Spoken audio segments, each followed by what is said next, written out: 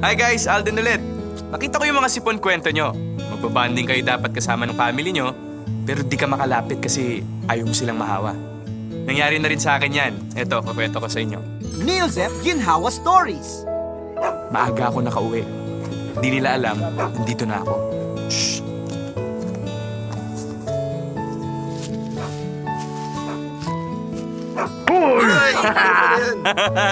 Hello guys! My sister Raisa and kuya ko si RD. Hello! Alam nyo, sa aming magkakapatid, etong si Kuya Alden ang promotor ng kakulitan, lakas man trip. Grabe, sobrang na-miss ko tong mga to, especially mga ganitong moments.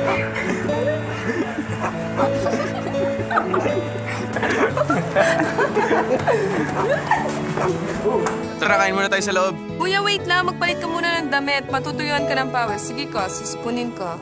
Oo, naalala ko nung huli akong bumisita dito. Tapos pasok ako sa mainit. Tapos papasok ako sa loob. Magdi-DVD marathon kami. Malamig. So ayun, sinipon ako. Yan tuloy, sila. Nasa tapat sila ng TV. Samantalang ako andun, sa malayo. Nakikinood. Kasi ayoko silang mahawa eh. Bihira na nga lang kami magkasama-sama. Hahawaan ko pa ba sila? Thank you laging nandyan ng Neozep.